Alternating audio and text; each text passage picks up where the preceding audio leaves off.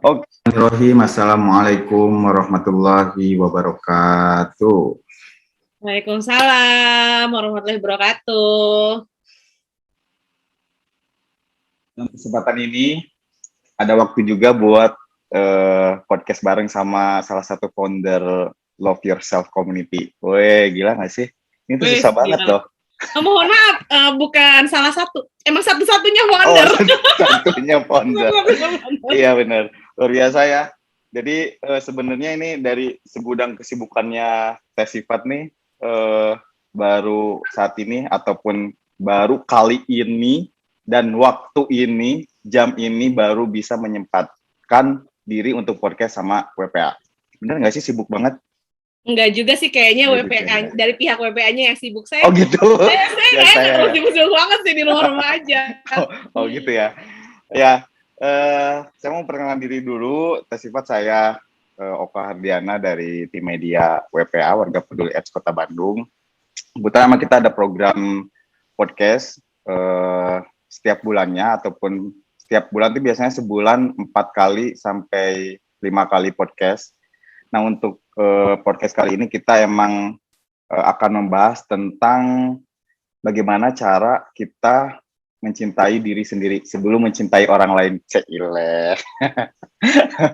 Ya, oke teman-teman semua, sahabat WPA Kota Bandung, sebelum kita membahas tentang love yourself itu apa lebih dalam, kita perkenalan dulu nih sama Teh Sifat nih. Boleh Teh memperkenalkan dirinya? Aduh, coba ya. Saya kayaknya memperkenalkan dirinya gimana ya? Coba. Nama saya Siti Fatima, teman-teman semuanya. Saya merupakan juniornya Kang Oka nih. Hoax banget ini. Saya merupakan juniornya Kang Oka, tapi saya biasa dipanggil Sifat, jadi namanya disingkat, namanya Siti Fatima, tapi disingkat biar lebih akrab, namanya dipanggilnya Sifat. Aktivitasnya ngapain aja? Aktivitasnya saya kebetulan akademisi, selain akademisi juga saya membangun 2 komunitas, saat ini sudah ada 2 komunitas yang saya bangun. Yang pertama adalah yang fokus di bidang kesehatan mental, namanya Love Yourself Indonesia. Ini berdiri tahun 2018, yang awalnya memang ini hanya komunitas biasa, dan alhamdulillah di tahun 2020 kita memenangkan beberapa grant dari Fund Lokal Kanada, kemudian dari Peace Gain Indonesia, kemudian juga kita dapat dari Singapura dan lain sebagainya, sehingga saat ini kita sudah jadi yayasan gitu, dan alhamdulillah udah kayak bisa ya ngasih uang jajan lah buat timnya kayak gitu. Nah ini yang Keren luar biasa. sih. Nah saat ini yang kedua itu ada PDS, namanya Puan Dara dan Suri, dan itu adalah khusus ruang aman buat para perempuan yang ada di Indonesia. Jadi kalau misalnya mau join di LIS atau PDS boleh banget. Ini jadi promosi ya. Gak apa-apa, Masya Allah. Itu sih Keren. dari aku sendiri perkenalannya. Ya, ini nih embel-embelnya juga panjang. Siti Fatima, SIKOM, MSI, apalah gitu ya. Panjang banget. Gak perlu aku sebutin nih. Ini panjang banget nih. Karena akademisi, jadi dia tuh kerjanya belajar aja terus, guys ya. Jadi kalau menurut aku ini salah satu founder terkeren juga sih. Biasanya sekarang tuh emang lagi hits banget ya cewek-cewek. Salah satu founder ataupun owner perusahaan ataupun produk ataupun komunitas gitu ya, lagi banyak emang. Tapi emang betul banyak sekali tempat ataupun orang tuh atau wanita butuh dengan wadah seperti komunitas ataupun perkumpulan, supaya wanita itu merasa aman ataupun merasa ada yang ada yang support gitu ya. Support each other. Biasanya kalau cewek itu sekarang banyak tuh korban-korban bullying cewek sama cewek kayak gitu, udah banyak sih, udah banyak sekarang kasusnya. Maka dari itu kayaknya para wanita ini emang banyak banget butuh wadah untuk untuk keamanan kali ya, untuk merasa merasa secure, secure ya, benar, merasa bahwa ya dia ada teman yang senasib gitu. Tapi sebenarnya Kang Oka, ini yang paling penting ya. Mungkin banyak istilah yang tadi Kang Oka bilang bahwa perempuan itu butuh banget ruang support group gitu ya untuk sama perempuan. Tapi yang paling penting yang sangat membutuhkan bantuan itu justru adalah laki-laki. Karena ada istilah yang namanya toxic masculinity. Jadi toxic Ya ada masculinity juga. ini adalah istilah di mana laki-laki itu nggak boleh sedih, laki-laki itu Hmm, harus selalu tegar, harus selalu hmm. kuat, nggak boleh Ya, ya, ya, ngeluh, nggak boleh ABCD dan lain ya, sebagainya. ya. Padahal emosi marah, kecewa, sedih itu adalah emosi yang memang dirasakan bukan berdasarkan gender gitu, Betul. tapi tuntutan sosial di kita menuntut untuk laki-laki itu harus be strong gitu. Nah, itu yang salah Wah, banget. Nah, iya ini benar ya, benar-benar. laki-laki butuh banget juga ruang aman nih Ruang sebenarnya. aman ya. Tapi biasanya laki-laki suka pura-pura tough aja gitu, kayak gengsi Ya. tinggi gitu ya. Ya, ya karena dianggapnya nanti apa sih jadi laki-laki kok cemen banget, kok jadi Oh iya laki-laki benar-benar. padahal nggak gitu. Padahal itu fitrah manusia ya. Betul, fitrah manusia untuk merasa sedih, merasa Ya. kecewa, dan itu Hmm. ya hal yang sangat wajar gitu. Tapi terus kenapa harus ditolak gitu? Nah, ini Ya. sekarang lagi ramai dibahas tentang yang namanya toxic masculinity kayak gitu. Ya keren-keren. Oh keren nih Datin. Baru belum pertanyaan awal aku udah banyak hal nih dari Teh Sifat nih. Oke, gini nih. Kan sebenarnya saya kenal Teh Sifat udah lama. Masa? Lama, masa gila. Jadi kayak ya enggak sih. Masa? Walaupun kalau menurut aku tuh karena itu by accident banget nih, kayak nggak sengaja gitulah Ya, ya. pas Nggak sengaja. aku lagi butuh fotografer ya. Oh iya benar. Pasti Untuk selalu Ivan. gitu. Nah, emang aku kenal Love Yourself ini dari awal juga, dari pertama kali lahir banget.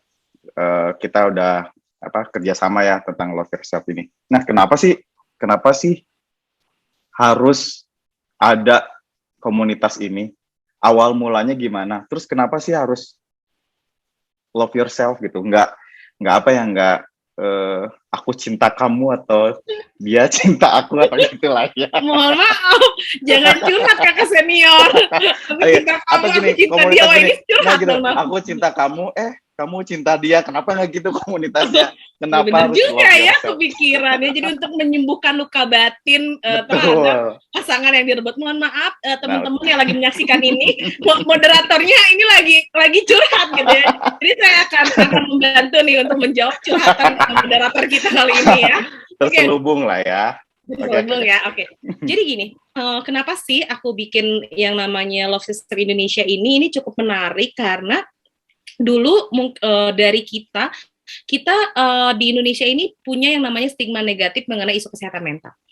Jadi kalau misalnya orang datang ke profesional tuh pasti satu dianggapnya gila, dua pasti dianggapnya itu apa ya? Kamu kurang iman deh, kamu kayak kurang ibadah deh, kurang deket deh sama Tuhan, makanya kayak gitu. Enggak. Kayak gitu. Jadi ketika orang mau punya perasaan marah, sedih ataupun yang lain tuh berusaha ditolak ya. Setiap orang tuh harus pokoknya kamu harus selalu bahagia. Tapi kita tidak pernah diajarkan untuk menerima emosi-emosi negatif. Kita tuh tidak pernah diajarkan untuk menerima emosi negatif gitu. Ya. Nah, ini yang saya rasakan juga di keluarga saya gitu ya. Di keluarga saya itu saya merasakan itu bahwa harus jadi kuat, nggak boleh sedih, nggak boleh banyak ngeluh, harus A, B, C, D dan lain sebagainya yang bikin kayak aduh, masa sih saya harus kayak gitu, dan itu membuat lelah. Exhausted banget lah ya. Overwhelmed, exhausted banget lah, kita kayak merasa benar-benar sangat lelah tidak berekspresi gitu ya. Betul, maksudnya mungkin dulu saya jauh lebih temperamen ya, maksudnya gitu itu gampang marah gitu. Ya, walaupun gampang, sekarang masih ya. Ya betul, enggak kalau enggak. Terus kayak gampang kesel dan lain sebagainya, atau maksudnya untuk hal-hal yang sepele. Maksudnya dan itu tuh bukan terjadi terhadap saya, ternyata banyak juga orang-orang di luar sana yang merasakan hal yang sama, terutama karena saya di bidang akademisi, saya menemukan beberapa anak didik saya yang memang dia tidak melanjutkan perkuliahan karena ya di keluarganya tidak pernah diberikan kasih sayang, jatuh ke narkoba, kemudian hal-hal yang lain sebagainya. Terus saya cari tahu, karena kebetulan saya ada mata kuliah psikologi komunikasi dan saya seneng banget sama mata kuliah itu, saya cari tahu nih, gimana ya caranya supaya orang-orang ini tuh bisa apa ya, istilah itu bisa sayang sama dirinya. Apa yang harus saya lakukan? Oh ternyata supaya orang bisa pede ini berkomunikasi sama orang, kan dia harus sayang dulu dong sama dirinya. Ya, nah saya baru sadar kayak gini gitu.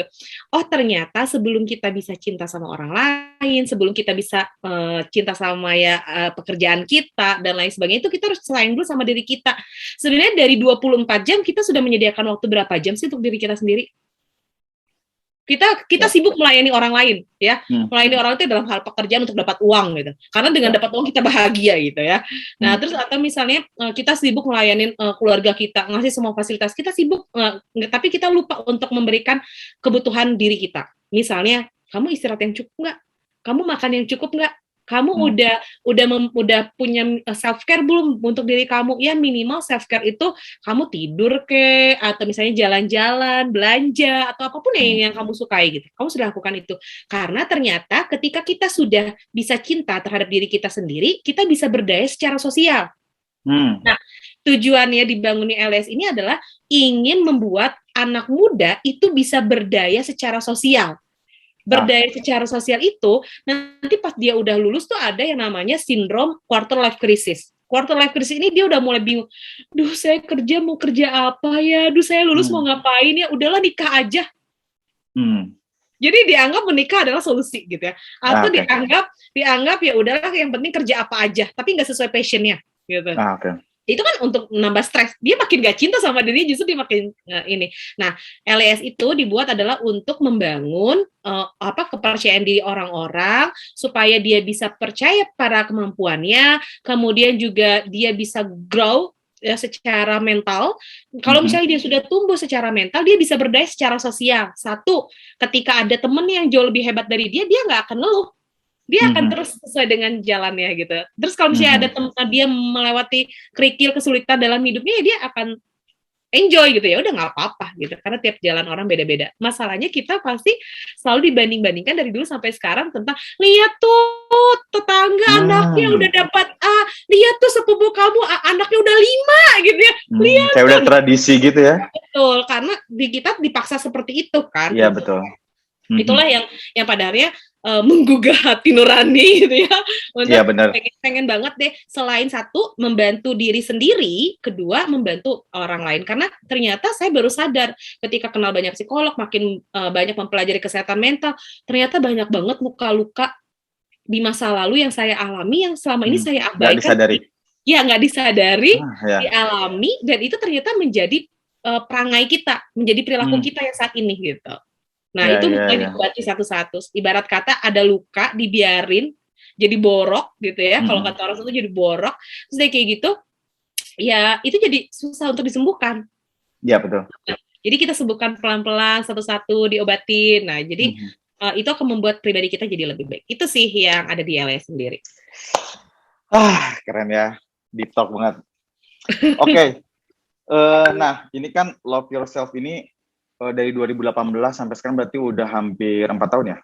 3 tahun? 5? 3 tahun dong! 2008? Oh iya. 2019, 2020, 2021, 3 tahun. Kok 2022 ya? 3 tahun ya?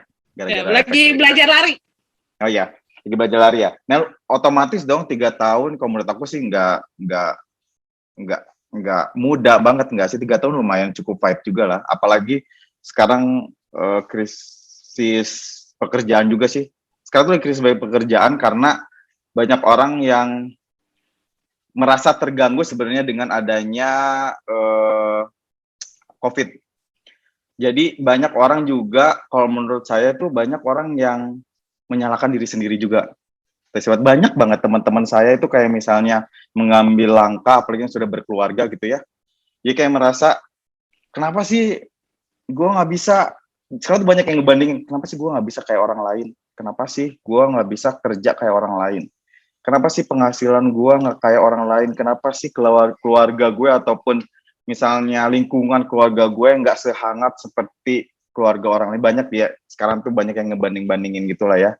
Nah, dengan adanya komunitas ini, bagaimana caranya komunitas Love Yourself ini mengetahui ataupun merangkul orang-orang yang menurut saya kurang percaya diri akan dirinya sendiri, bahkan untuk dia stay di tempat yang sekarang ataupun di lingkungan yang sekarang dia nggak percaya diri, sehingga kayak ngelakuin sesuatu enggak, untuk problem solvingnya juga dia bingung gimana, kayak gitu loh. Jadi bingung sama sekali lah.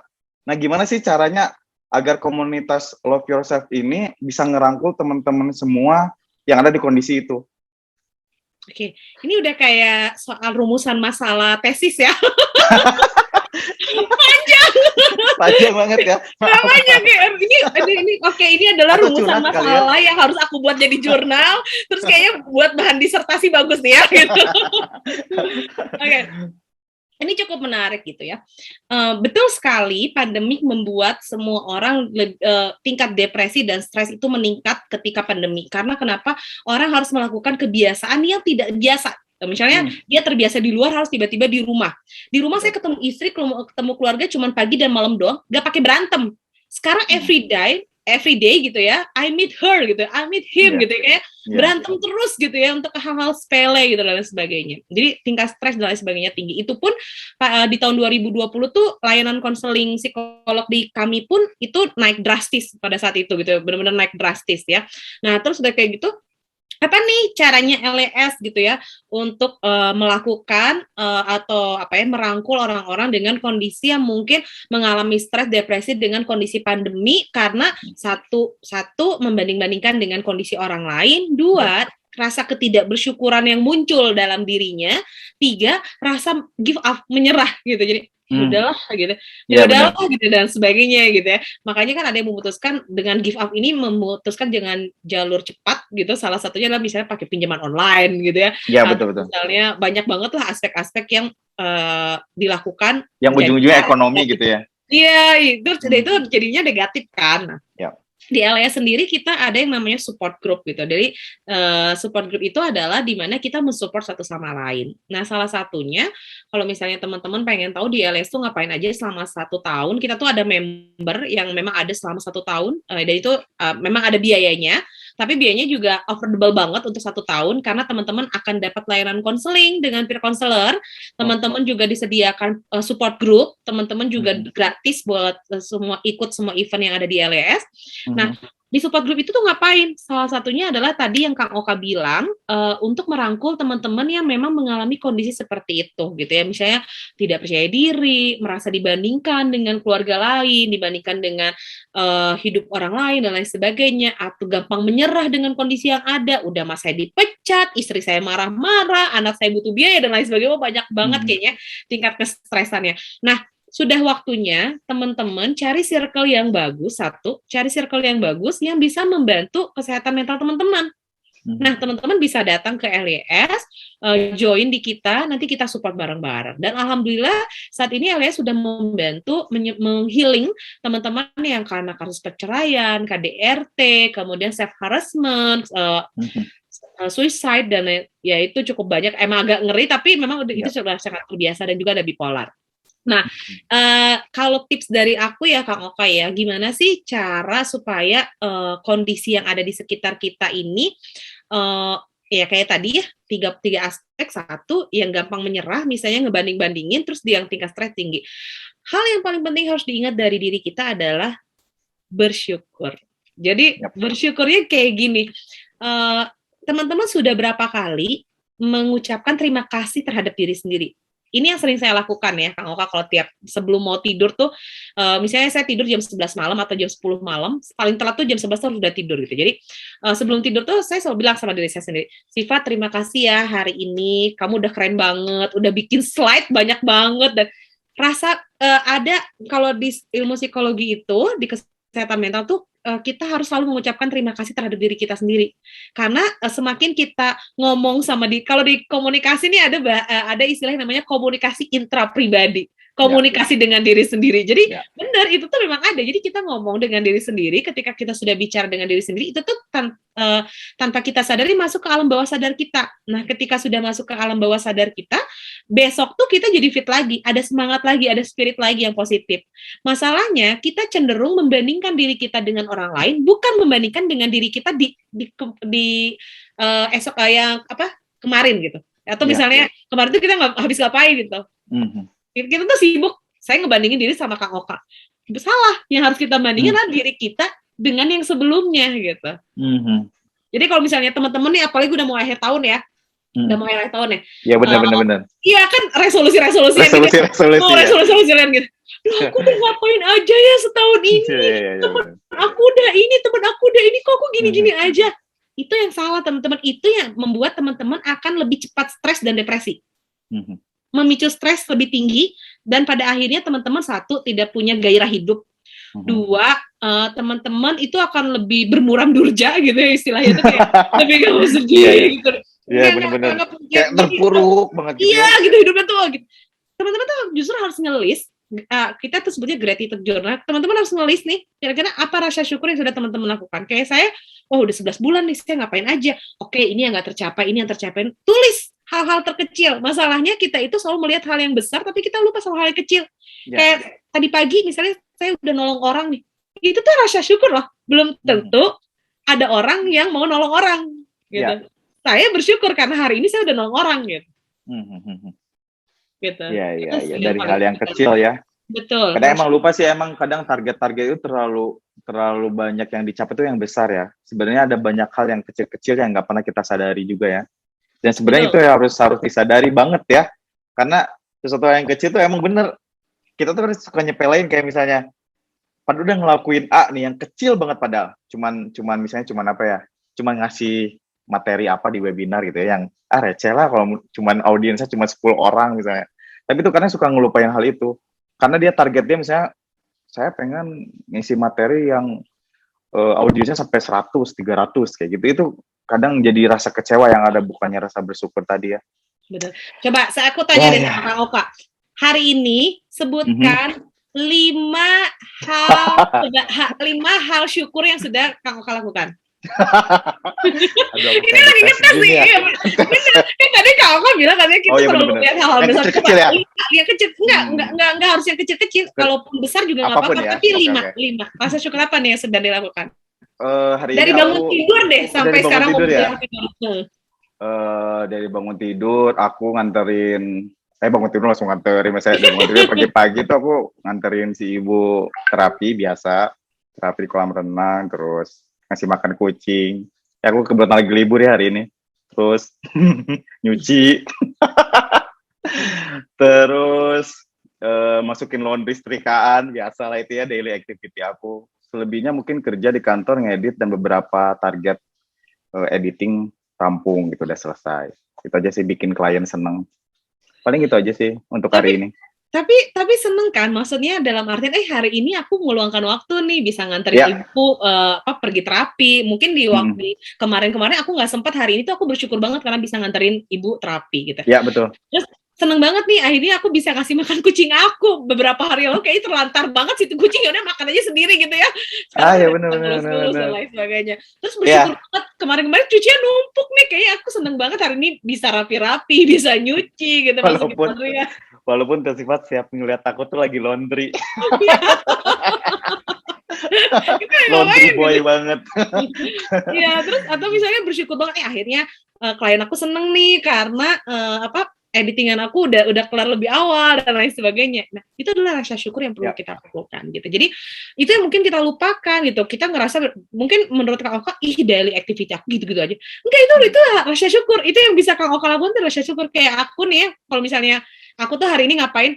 Bangun tidur, aku udah depan laptop seperti biasa, ngerjain beberapa desain, kemudian terus kayak gitu, udah gitu nonton, aku habis nonton gitu, nonton Netflix udah 2 jam, banget, makan nasi goreng, enak banget pakai bakso lagi nasi gorengnya, itu adalah hal syukur.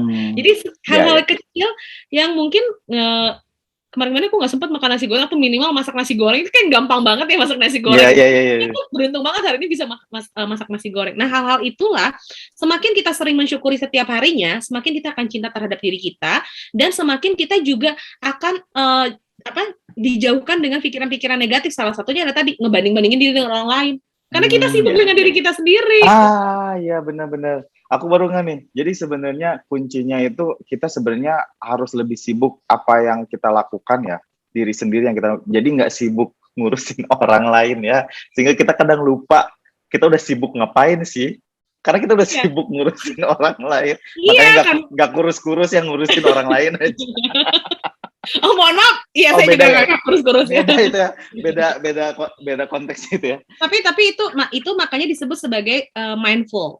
Mindful ya. Mindful adalah kita hadir dengan kegiatan hari ini. Makanya tadi saya bilang, saya tuh senang banget loh hari ini makan nasi goreng, pakai bakso gitu. Aku bisa masak gitu. Hari-hari biasanya aku malas banget masak dan lain sebagainya, makan aja malas gitu. Tapi senang banget hari ini bisa masak, nonton kayak gitu dan sebagainya. Itu adalah sesuatu hal yang perlu kita syukuri. Jadi nyaris aku tuh nggak pernah lagi mikirin orang lain, Kang Oka. Jadi aku tuh udah ya udah terserah aja. Tapi aku bersyukur hari ini udah kayak gini. Kalau misalnya diajakin ngobrol ya udah ngobrol gitu. Kalau misalnya ada yang ngajakin telepon ya telepon gitu. Kalau dulu mungkin alasan aduh nggak bisa, sibuk dan lain sebagainya. Waktu kita sama 24 jam, masalahnya ada tidak keinginan dalam diri kita untuk membagi porsi itu.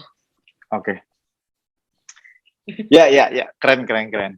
Ini nih, sebelum pertanyaan selanjutnya, aku pengen tahu sih sebenarnya yang bisa bergabung ke komunitas Love Yourself ini apa boleh, maksudnya siapa aja boleh, ataupun dari kalangan apa, atau ada nggak sih dari bagian dari komunitas Love Yourself ini ada yang ODA atau yang ODIF gitu? Oke, karena kebetulan kalau LYS sendiri memang base home-nya atau basicnya ada di Bandung gitu ya. Nah, kita tersebar ada di Jakarta, kemudian kita juga ada di Jogja, ada Jatim, Jateng, Jabodetabek, Jawa Barat, sama wilayah lain. Nah, kebetulan semenjak pandemi kita udah nggak ada lagi kegiatan offline, kita tuh semua kegiatannya online.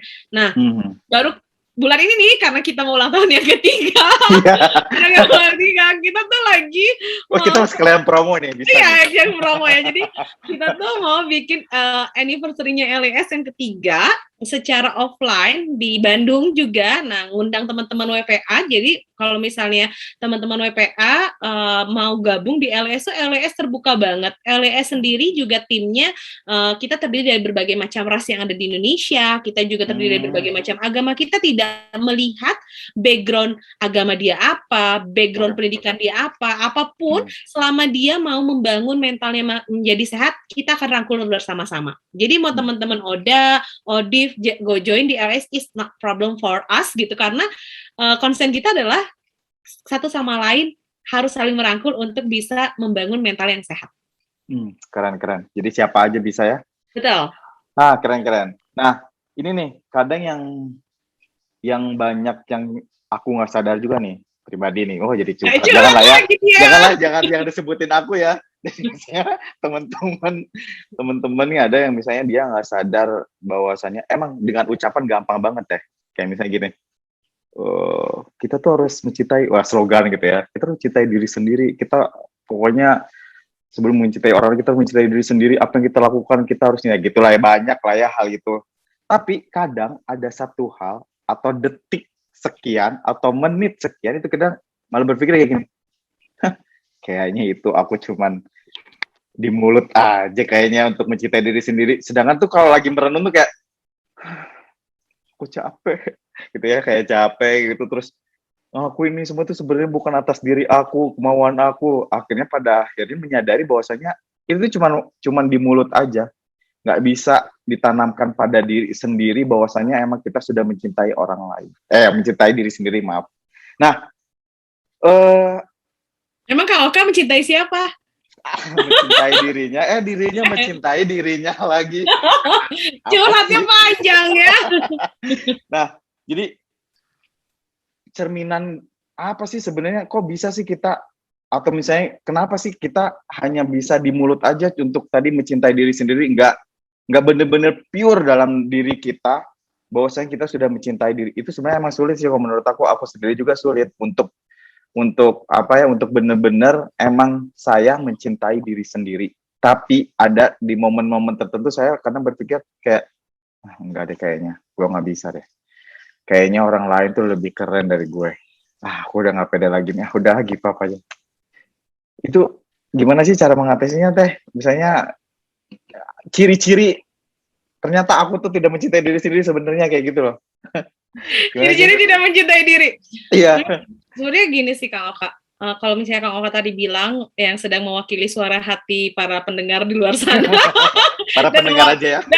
Dan mewakili diri sendiri gitu ya. Jadi sebenarnya Kang Oka tuh present nggak sih dengan perasaan Kang Oka sendiri? Teman-teman tuh sebenarnya present nggak sih? Hadir nggak sih? Hadir nggak? Teman-teman itu kalau misalnya tadi, ya gampang, aku cuma di mulut doang, cuma 5 menit dan lain sebagainya, sisanya aku tetap ngeluh dan lain sebagainya. Karena teman-teman nggak hadir dengan emosi itu. Saya selalu bilang kalau misalnya ada orang yang nanya, dulu mungkin ada orang nanya kayak gini kalau basa-basi, Sifat apa kabar? Baik. Kita selalu responnya baik-baik atau misalnya alhamdulillah. Saya nggak pernah kayak gitu sekarang. Kalau misalnya gini, Sifat apa kabar? Aku lagi bete nih, kesel. Bilang aja. Nggak salah kok kalau kamu bilang kamu kesel dan bete dan lain sebagainya. Kenapa setiap ada orang nanya kabar kita harus selalu bilang baik? Oke. Kenapa Kang Oka? Gini, kita nggak mau, sebenarnya banyak orang kita tuh nggak mau efek jawaban dari orang lain gitu loh. Kayak misalnya gini, kamu gimana hari ini? Baik. Karena nggak mau panjang gitu, kayak nggak suka kayak misalnya gini, kamu kenapa? Aduh, aku lagi bete. Kenapa bete? Ini nggak suka nggak diintimidasi gitu, kayak pertanyaan-pertanyaan yang sebenarnya kita cuma butuh didengar, tidak perlu dijudge kayak, oh kamu kayaknya kurang ini nih. Itu banyak hal yang nggak nerima itu gitu. Padahal itu mungkin salah satu kita butuh saran juga dari orang, pendapat orang kayak gitu ya. Tapi itu mungkin kalau saya pribadi, kadang saya menanyakan atau ditanya sama orang, kamu apa kabar hari ini? Ah, baik aja lah. biar nggak panjang lebar, atau ada menyembunyikan diri juga, kayak nggak perlu orang lain tahu. Sebenarnya salah sih, benar. Emang harus mengekspresikan diri. Ya, itu adalah jawaban kenapa Kang Oka tidak bisa cinta dengan diri sendiri. I see. Karena kenapa? Menolak emosi yang sedang dirasakan. Kan tadi pertanyaannya, apa sih yang membuat orang tidak cinta terhadap diri sendiri? Satu, menolak emosi yang dirasakan. Ya. Jadi makanya kan, jadi sebelumnya saya juga sama kayak Kang Oka gitu. Jadi kan males banget lah memperpanjang omongan orang lain gitu ya, tentang aduh kamu kenapa bete dan lain sebagainya, karena takut respon itu malah jadi judging, malah jadi bikin mental kita down gitu. Kalau aku enggak gitu. Jadi aku cerita aja, karena bukan hanya mengekspresikan, tapi sadar dengan perasaannya. Itu bukan bentuk ekspresi, tapi sadar menerima itu. Karena selama ini kita selalu menolak emosi-emosi negatif. Kamu tuh nggak boleh sedih, kamu nggak boleh kecewa. Jadi kalau kamu sedih tuh udah sedih aja sendiri, orang lain nggak usah tahu. Kamu kalau kecewa ya udah sendiri aja, nggak usah tahu. Yang lain nggak usah tahu gitu. Padahal itu berpengaruh terhadap apa? Berpengaruh terhadap kerja kamu ke depannya, berpengaruh terhadap bagaimana kamu bersosialisasi dengan orang lain gitu. Berpengaruh terhadap mungkin kualitas tidur kamu dan makan kamu. Misalnya Kang Oka sama aku lagi berantem. Kang Oka tuh bete banget sama aku, tapi nggak mau ngomong sama sekali. Itu akan mengganggu kualitas Kang Oka bekerja, bersosialisasi dengan orang, makan, tidur. Kenapa tidak diungkapkan perasaannya? Emosinya tuh nggak disampaikan. Tapi kan kalau misalnya saya nyampein perasaan saya atau menyampaikan emosi saya ke orang lain, nanti hubungan saya sama dia jelek. Nah, ini yang kedua adalah teman-teman, setelah teman-teman tuh tidak apa sih membuat kita nggak cinta sama diri kita. Satu, karena teman-teman tidak mengenali emosi yang dirasakan, atau tidak mengenali atau menolak emosi yang dirasakan. Dua, teman-teman mengabaikan momen.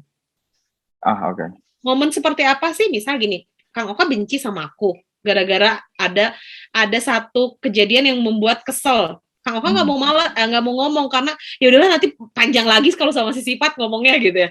Ya benar. Saya kan nggak pernah tahu apa yang dirasakan sama Kang Oka. Saya cuma bisa nebak-nebak.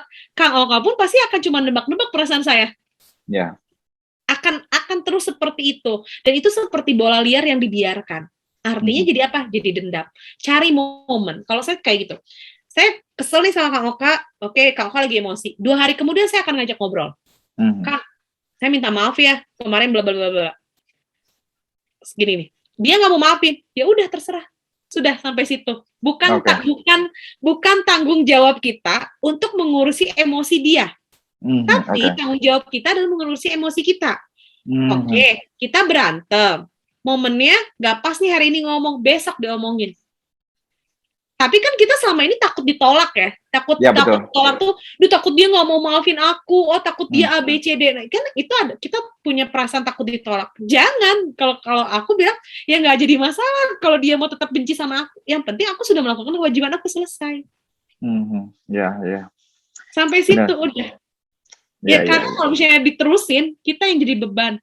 Maksudnya beban buat diri kita. Buat diri sendiri. bukan buat orang lain. Orang lain akan sibuk dengan pikirannya, tapi kita juga akan sibuk dengan pikiran kita. Itu yang membuat orang tidak cinta. Terus apa lagi yang makin sulit gitu orang-orang jadi nggak cinta. Ketiga adalah dia tidak self talk. Itu yang paling penting. Self talk ya. Kenapa sih penting banget self talk? Ya kalau misalnya karena saya basicnya bukan psikologi. Bukan ini ya, bukan jadi rada aneh ya ngomong sendiri gitu. Bukan tapi yang tadi saya bilang. Oke, Sifat, sebenarnya hari ini kamu tuh udah bener belum sih ngomong kayak gitu sama orang? Bisa jadi ada omongan kamu yang kurang menyenangkan nih sama orang, sehingga orang tersinggung gitu. Kecuali kalau dia orang suka bercanda, ini is okay, is fine gitu. Tapi kalau misalnya dia sakit hati gimana?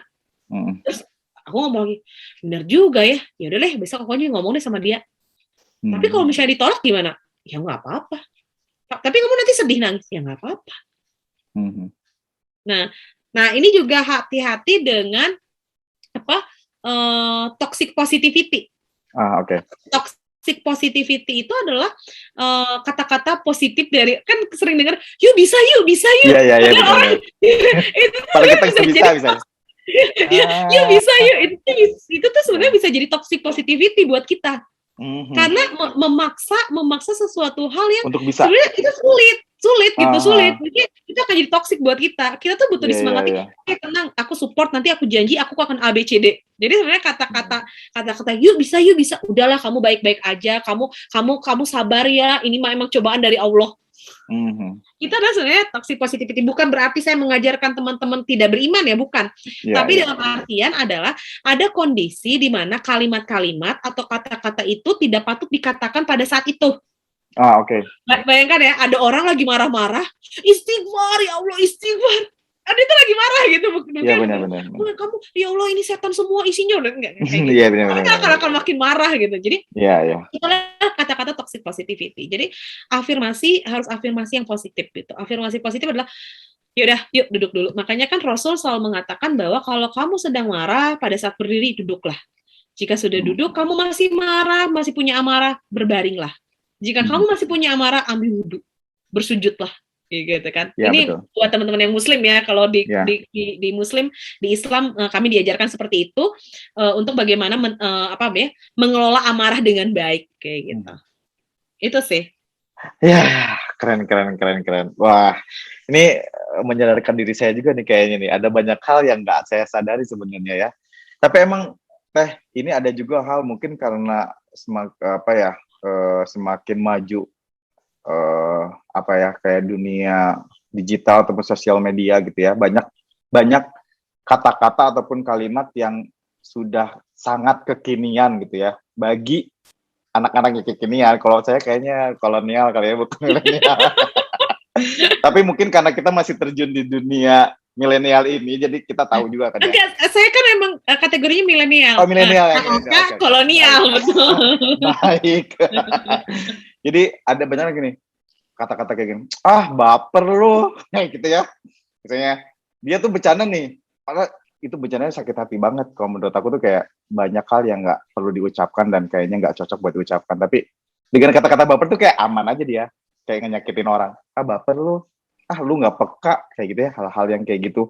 Dan itu dijadikan dibiasakan sekarang. Jadi kayak lumrah, kayak ya udahlah. Jadi yang nyakitin itu kayak menjadi orang yang benar, bukan orang yang salah. Walaupun kita nggak tahu nih siapa yang benar atau yang salah, tapi kayak hal-hal orang nyakit itu di mana-mana orang yang nyakitin atau kata-katanya sudah di luar batas.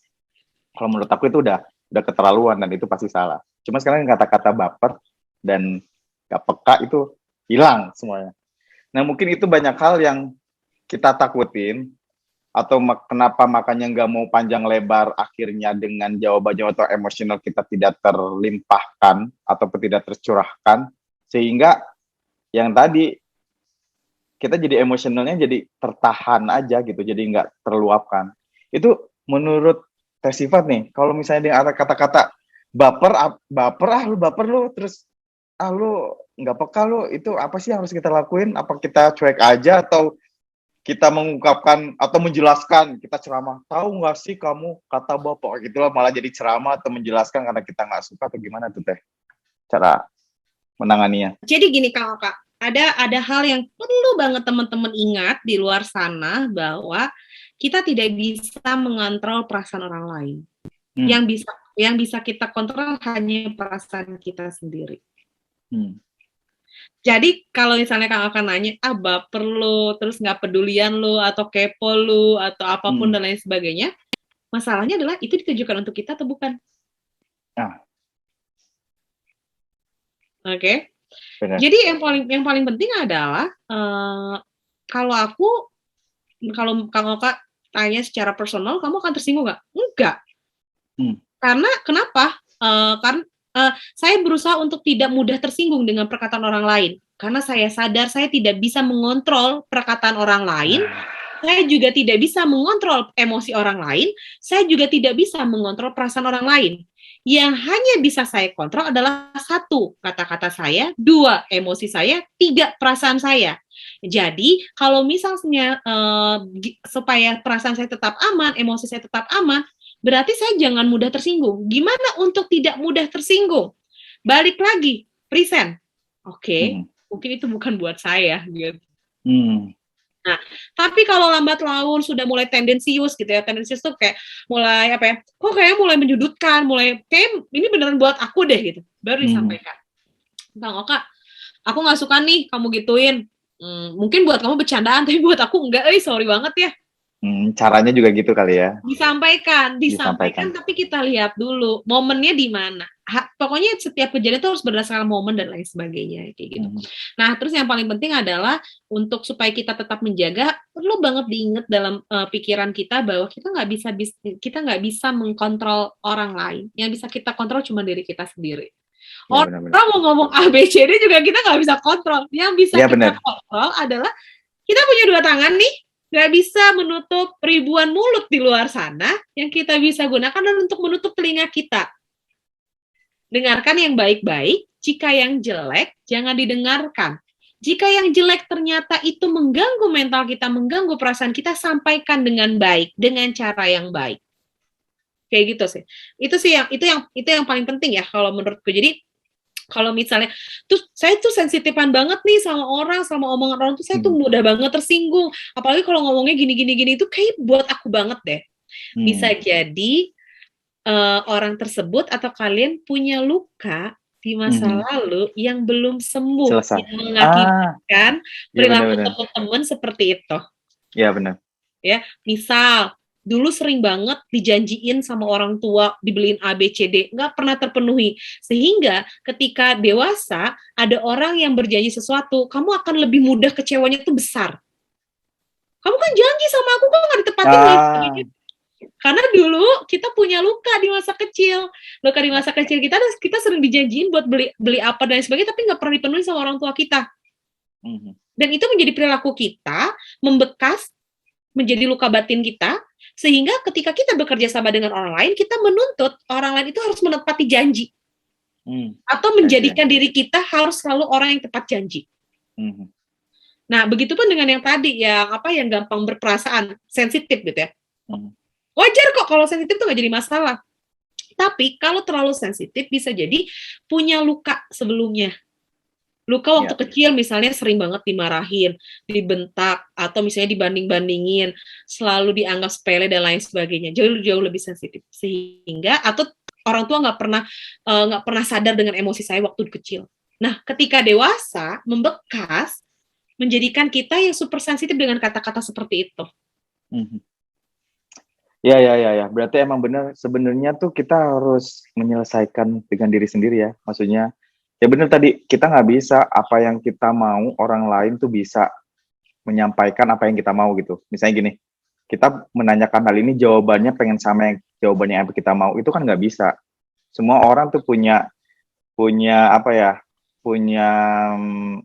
opininya sendiri, punya caranya sendiri, cara menyampaikannya gimana, maupun itu kasar ataupun itu yang membuat kita sakit hati, kita nggak bisa mengontrol kan ya, bener nggak sih? Karena orang lain juga, maksudnya orang lain juga punya caranya sendiri, tapi kita kadang emang terlalu ekspektasi tinggi gitu, kayak wah gue temenan sama ini nih, kan harusnya dia gini-gini gitu, terlalu banyak ngarepin dari orang gitu, padahal emang sebenarnya gimana cara kita nyikapinnya aja ya, self control aja sebenarnya. Ya, oke, keren banget ya sifat. Itu kayaknya Maaf ya, ini bukan saya yang curhat ya, ini dari Nggak apa-apa kok. Nanti habis ini saya kasih bill konseling ya. Aduh. Nah, Sifat ini kan apalagi di WPA ini kita jadi banyak hal tahu tentang Oda dan Odif ya. Buat teman-temannya Oda ya Odif. Ini banyak orang yang stigmanya tuh menganggap bahwa Oda dan Odif itu banyak hal yang lebih ke negatif. Ada hal misalnya gini, wah ini karena dia positif nih karena mungkin sering berhubungan seks, maaf ya, sering berhubungan seks dengan siapapun atau yang negatif lah kebanyakannya. Padahal kan banyak yang misalnya karena transfusi darah, karena misalnya narkoba, ada hal juga kayak gitu ya dari suntik, dari jarum suntik kayak gitu.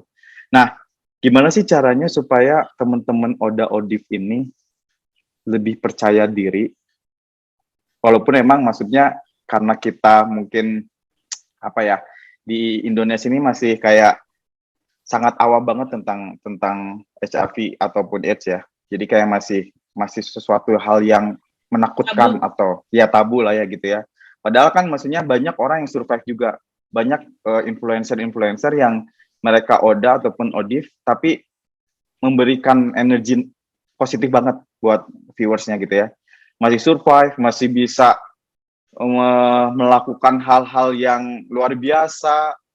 Ada yang hobinya mendaki gunung, ada yang hobinya emang ngajar gitu ya, ngasih ngasih apa, ngasih Edukasi. iya edukasi, ngasih motivasi kepada teman-teman semua.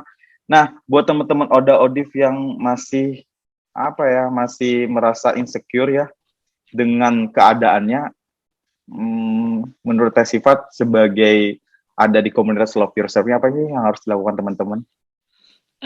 Jadi gini, ya teman-teman gimana ya? Saya agak cukup sulit ngejelasinnya. Tapi gini, kita semua punya insecurity-nya masing-masing gitu ya. Kita punya insecurity-nya masing-masing gitu. Mungkin ada di luar sana teman-teman yang insecure karena tubuhnya besar, obesitas gitu ya, sampai nggak bisa jalan. Ada orang-orang di luar sana akhirnya harus diamputasi gitu. Atau ada orang-orang di luar sana karena warna kulitnya berbeda dengan orang lain. Begitupun mungkin ada orang-orang di luar sana seperti teman-teman yang memang mengalami penyakit yang mungkin tidak diinginkan atau katakanlah kesalahan di masa lalu yang akhirnya teman-teman sesali. Tapi yang paling penting adalah mau seberapa lama teman-teman menyesali hidup, menyesali yang sudah terjadi tanpa menikmati hidup yang mendatang yang masih Tuhan kasih buat teman-teman. Ya, oke, teman-teman mungkin menyesal gitu. Saya nyesel banget nih dulu pakai narkoba ganti-gantian suntik gitu ya. Tahu gitu saya pakai yang narkoba hisap, nggak gitu juga gitu ya. Iya, Lalu benar. saya sedih banget nih karena dulu saya free sex dengan teman-teman dengan mantan-mantan saya gitu tanpa pakai pengaman dan lain sebagainya. Bukan berarti dibebaskan kalau pakai pengaman tuh boleh, bukan berarti seperti itu gitu ya. Atau misalnya ini tuh gara-gara ibu saya nih, jadi aja saya ketularan. Kan ada ya anak yang ketularan. Atau misalnya ini gara-gara transkursi dan lain sebagainya. Banyak hal gitu yang menyebabkan pada akhirnya dia kecewa, marah, kesel, mau kayak hidup enggan mati pun segan gitu ya istilahnya itu. Hidup enggan mati pun segan gitu. Jadi kalau misalnya kayak gini tuh apa nih harus dilakukan? Orang tuh nggak mau temenan sama saya karena takut tertularan. Pegangan tangan sama Oda aja takutnya nanti ketularan jadi AIDS gitu ya. Ya kan gitu kan? Ya, terus nanti duduk sampingan gitu atau misalnya sebioskop bareng gitu. Jadi kayak nggak boleh ke bioskop, nggak boleh ke mall ataupun dan lain sebagainya. Dulu waktu saya S1 saya pernah melakukan riset buat penelitian itu dengan teman-teman di Rumah Cemara. Rumah Cemara adalah teman-teman yang memang untuk Oda juga, tapi kasusnya kebanyakan yang narkoba. Sampai saya bahkan menemani yang menjadi bukan klien ya, tapi yang jadi bahan riset saya itu sampai meninggal. Tapi saya senang gitu sama dia juga sama insecure kayak teman-teman dan lain sebagainya. Kala itu waktu saya masih S1 saya tuh nggak paham gitu gimana cara membantunya gitu. Membantu dalam arti itu bukan membantu secara finansial, tapi membantu secara moral yang paling penting. Nah, gimana nih teman-teman buat insecure satu?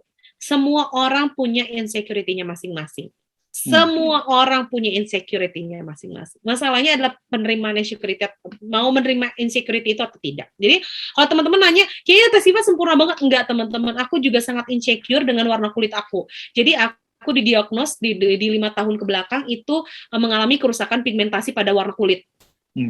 Jadi DNA warna kulit aku tuh nggak sama dengan yang lain gitu. Jadi di bagian leher itu warna kulitnya apa ya? Kalau yang warna kulitnya kayak zebra tuh apa namanya? Saya lupa. Vitiligo. Kayak zebra. Nah, Oh, iya. Namanya kayak mirip vitiligo, tapi bukan vitiligo. Itu kan sebenarnya vitiligo itu kerusakan pigmen pembuatan DNA kulitnya gitu ya. Ya, tapi kan orang mikirnya ngelihat itu dari atas sampai bawah, kok kayaknya gini nih. Tapi lihat, ada seorang model luar yang warna kulitnya bener-bener vitiligo seluruh tubuh, tapi dia jadi model internasional yang keren banget. Ya. Artinya kenapa? Semua orang punya insecurity-nya masing-masing, tapi gimana si insecurity itu bukan jadi kelemahan, tapi jadi penguatnya dia. Justru si Harley Whitney ini tuh dia malah jadi model internasional dengan warna kulit yang dianggap bagus karena zebra itu. Jadi, tapi kan saya udah, apa yang bagus dari saya? Tadi kamu udah cerita, kamu punya skill apa, kamu punya kemampuan apa, tonjolkan potensi kamu, jangan sibuk mengurusi insecurity yang memang sudah menjadi masa lalu kamu. It's okay. Sedih ya jadi nggak masalah kalau sedih gitu ya. Tapi masalahnya teman-teman satu yang paling penting adalah untuk menjaga mental teman-teman sehat adalah teman-teman bersyukur satu. Kalau teman-teman masih diberikan hidup sama Tuhan sampai saat ini, artinya teman-teman diberikan kesempatan untuk memperbaiki kesalahan-kesalahan sebelumnya. Menjadi lebih baik, misalnya apapun yang teman-teman suka, menjahit, jadi influencer, tiktokers ya, atau youtubers, banyak hal kok yang bisa dilakukan. Jadi jangan malu dengan insecurity yang ada. Awalnya juga saya pas ketahuan ternyata punya kerusakan pigmen kulit gitu ya karena faktor DNA, sedih banget itu. Takutnya nggak ada laki-laki yang mau sama saya gitu. Takutnya saya nggak sempurna, saya nggak cantik. Wah itu bener-bener depresi banget sampai cukup lama. Sampai aku sadar, enggak kok, aku cantik kok, aku keren kok, aku mampu kok dan lain sebagainya. Makanya penting buat teman-teman selalu berbicara pada diri sendiri dan bersyukur atas apa yang sudah terjadi di hari ini, bukan di kemarin-kemarin. Kalau kemarin-kemarin teman-teman akan penuh dengan penyesalan, tapi bersyukur di hari ini.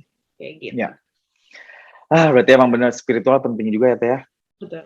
Kadang kita suka lupa nih, kadang suka membedakan kayak misalnya kita tuh kalau misalnya udah urusan duniawi nih, kadang kita suka nggak bisa sangkut pautin sama Tuhan ataupun sama Allah ya. Kadang lupa sama itu padahal yang udah Allah kasih itu banyak hal. Kadang kita emang suka lupa itu kayak misalnya kita bisa makan hari ini belum tentu orang lain bisa kayak gitu ya. Kadang posisi kita yang sekarang tuh orang lain pengen ada di posisi kita. Kadang kita suka lupa hal itu sih. Berarti ini buat temen-temen Oda, khususnya Oda dan Odif karena yang di WPA ya, Oda dan Odif bagus banget nih kayaknya kalau yang nyimak ya teman-teman dan yang nyimak podcast ini. Jadi sebenarnya emang bagaimana cara kita menangani insecurity tadi ya. Jadi insecure, kita merasa insecure tapi kalau misalnya kita terlalu larut juga, kita malah jadi mental kita lebih drop lagi. Bener nggak sih? Makanya kita mensyukuri kayak kita masih dikasih hidup nih sekarang. Apa yang harus kita lakuin? Jangan diem juga. Bisa gini, udahlah, hidup aku cuma sebentar lagi. Misalnya kayak gitu lah, kayak drama-drama gitu ya, sinetron biasanya. Jadi kayak terlalu banyak nonton sinetron, kayak udahlah, hidup aku udah nggak berguna lagi, udahlah, selesai aja kayak gitu. Nggak gitu juga, dia tetap aja harus teman-teman tetap harus support buat diri sendiri juga sih menurut aku, karena kadang kebahagiaan itu ataupun support system itu dalam diri kita sendiri sebenarnya yang menggerakkan ya. Jadi kadang aku suka merasa gini Teh, misalnya gini, wah ini nggak ada yang ngucapin aku selamat pagi nih, curhat pagi ya. Ya udah nanti besok pagi aku ucapin selamat pagi ya. Nggak ada yang nyemangatin aku nih, udah jadi malas ngapain, jadi malah jadi energi negatif yang keluar. Padahal kan yang membangun itu semua kita sendiri. Kayak gitu, bener nggak sih? Jadi saya bisa ngambil kesimpulannya dari peristiwa yang ngejelasin bahwasannya kita tuh sebenarnya kalau misalnya masih punya luka-luka di masa lalu harus diselesaikan walaupun satu persatu, jangan berat juga. Satu persatu gitu. Apa nih kira-kira misalnya A, ya udah selesaiin dulu yang ini. Takutnya emang dampaknya mungkin di kehidupan kita yang sekarang ini ya tadi misalnya jadi karena masa lalunya misalnya sering dimarahin jadi kita temperamen juga suka marah-marah kayak gitu, jadi kayak balas dendam gitu, kayak wah bahagia lagi aku kayak gitu ya, dulu juga gue diginiin ya udah sekarang gitulah ya, banyak hal-hal yang ego lebih tinggi juga. Oke Teh, terakhir nih, kira-kira harapan ke depan untuk komunitas Love Yourself ini harapannya, kan ini udah 3 tahun nih, mungkin di tahun ke depan atau mungkin semoga long lasting banget ya sampai tahun-tahun berikutnya. Kira-kira harapannya apa sih buat komunitas Love Yourself? Terus pesan apa sih yang disampaikan buat teman-teman semua yang menyaksikan podcast ini dan khususnya buat teman-teman Oda dan Odif? Silakan deh. Oke, harapannya apa? Kalau misalnya di startup itu dikatakan kalau 3 tahun itu adalah masa-masa yang sedang diuji banget gitu ya. Jadi bertahan atau tidaknya sebuah komunitas atau startup itu justru diuji di 3 tahun di awal gitu. Jadi nanti di 5 tahun itu akan ada ujiannya lebih kenceng lagi gitu ya, dan sebagainya. Ya kalau misalnya bayi itu golden age gitu ya, atau misalnya balita itu lagi golden age-nya. Apa sih harapannya LYS? Sebenarnya LYS menyajikan layanan konsultasi dengan psikolog dengan harga yang sangat affordable. Jadi kalau misalnya di luar sana sekali datang misalnya ke profesional bisa 100.000 ke atas, kita tuh cuma 25.000 per sesi. Itu sangat murah banget ya. Murah banget. Iya, dan selain itu juga kita biaya member 1 tahunnya itu adalah hanya 150.000 setahun. Dan teman-teman itu udah dapat layanan konseling, udah dapat support group, udah dapat circle yang bagus, ada materi-materi yang bisa didapat gitu ya. Sudah kayak gitu juga teman-teman juga bisa ikut eventnya LYS. Benar-benar dibuat sangat affordable karena pengen orang-orang yang menengah ke bawah itu bisa terangkul dan bisa sehat secara mental. Harapannya sih kita punya aplikasi khusus gitu ya, App Store dan lain sebagainya. Ini masih dalam proses pengerjaannya gitu, jadi emang gak mudah juga karena bikin aplikasi cukup butuh dana yang kenceng gitu ya. Iya. Gitu. Dan yang pasti sih kalau misalnya sudah makin besar di 5 tahun ke depan, kita harapannya kita sudah ada base camp yang menetap di beberapa wilayah. Meskipun di Jogja sudah ada base campnya, di Bandung juga sudah ada base campnya, tapi kita pengen menyebar lebih luas supaya seluruh Indonesia tuh bisa sehat secara mental dengan cinta terhadap dirinya sehingga dia bisa berdaya secara sosial.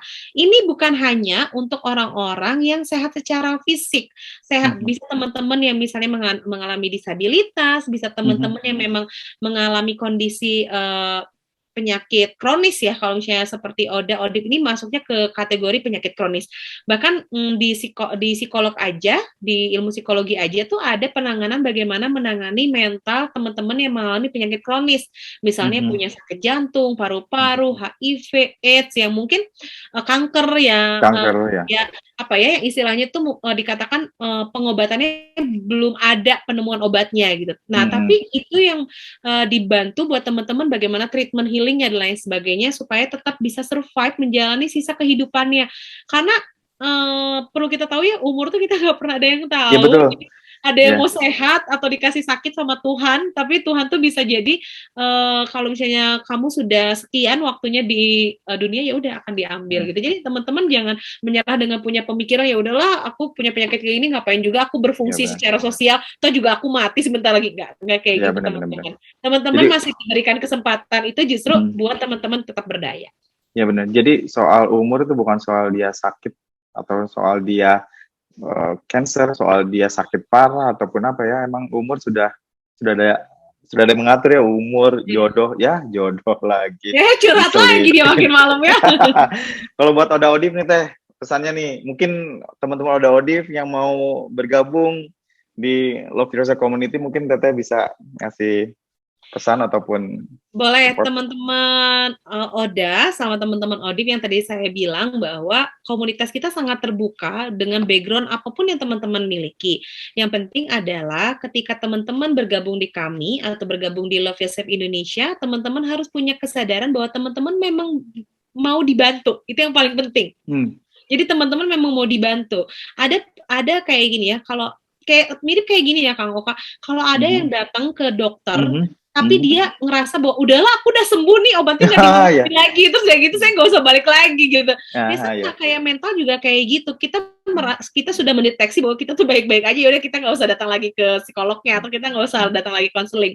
Di LYS itu teman-teman akan dituntun terus untuk melakukan lagi konseling, nanti akan dicek 1 bulan perubahannya seperti apa, 2 bulan seperti apa, 3 bulan seperti apa, supaya kita tahu nih teman-teman benar-benar sudah berdaya secara sosial atau belum kayak gitu. Makanya ada beberapa yang tidak melakukan konseling, selalu kita tanya, kalau kamu tidak sadar, kamu nggak akan sehat mentalnya.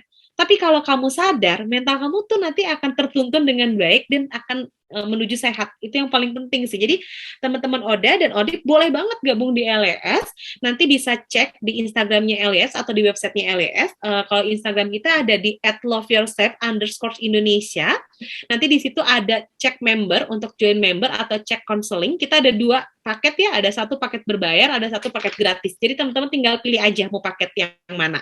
Kalau berbayar itu akan langsung dengan psikolognya, harganya 25.000 aja, dan dengan peer counselingnya itu gratis. Nah, jadi kalau teman-teman takut, aku kalau ikut grupnya mau cobain dulu counseling, boleh banget, apapun, atau pengen ikut support grupnya dulu, boleh banget. Silakan dicoba, yang paling penting untuk urusan mental, jangan coba-coba.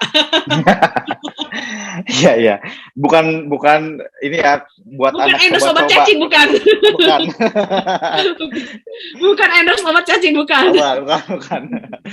Ya. Wah, keren banget nih. Terima kasih banyak Teh Sifat udah banyak memberikan pengalaman terus materi yang menurut saya ini penting banget buat teman-teman dan kita semua, terutama saya mungkin. Yang mana mencintai diri sendiri itu emang penting banget ya. Jadi kita emang harus sibuk sama diri sendiri daripada kita sibuk sama orang lain ya. Keren banget. Semoga mungkin nanti suatu saat kita bisa ngundang Teh Sifat buat offline kali ya. Kan kita ini masih online nih, podcast juga masih online aja. Semoga suatu saat WPA bisa ngundang kembali Teh Sifat dengan pengalamannya yang lebih keren lagi. Apalagi kalau offline kayaknya lebih touchable juga ya. Maksudnya kalau online ini kadang ada batasan tersendiri, tapi kalau offline kayaknya lebih bisa merangkul audiensnya lebih enak lah ya. Ya semoga nanti suatu saat, dan semoga nggak sibuk ya. Nanti diundang WPA tuh kayak enggak, saya sibuk, saya lagi wah gitu ya. Semoga enggak ya, semoga jadwalnya pas dan match aja ya sama kita ya. Oke, terima kasih Teh, semoga bermanfaat buat kita dan semoga apa yang di-share tadi sama Teh Sifa semoga menjadi amalan soleha di yaumil hisab kelak. Dan semoga manfaat buat kita semua, buat aku terutama, buat teman-teman semua yang nonton juga. Semoga mencintai diri sendiri tidak hanya diucap saja di mulut, tapi emang bener dalam diri kita dan termaktub termaktub bahasanya apaan sih? Semoga bener-bener kita setelah teman-teman setelah nonton podcast ini lebih bijak dalam mencintai diri sendiri itu seperti apa sih, kayak gitu ya. Oke, terima kasih Teh Sifat, semoga kita bisa bertemu kembali di acara WPA atau mungkin LYS juga kan, bentar lagi kita akan kolaborasi ya. Kita akan bertemu di tanggal 28 teman-teman, yang lupa ya. Kita ada kolaborasi di tanggal 28 ya sama WPA, karena langsung nanti nanti narsumnya langsung Umi Siti nanti yang akan ngasih materi di acara itu ya, tanggal 28 ya, sharingnya. Benar banget, dan topiknya seru banget nih teman-teman, namanya Positive Mind, Positive Life. Jadi gimana caranya teman-teman bisa punya pikiran yang terus positif dan untuk menjalani hidup yang jauh lebih positif. Mantap. Ya. Semoga nanti acaranya tanggal 28 lancar Teh Sifat ya. Amin. Oke, aku tutup. Terima kasih banyak semuanya teman-teman yang udah nonton juga. Terima kasih buat LYS yang sudah menyempatkan waktu di podcast kali ini. Wabillahi taufiq wal hidayah. Wassalamualaikum warahmatullahi wabarakatuh. Waalaikumsalam. Dadah semuanya. Dadah.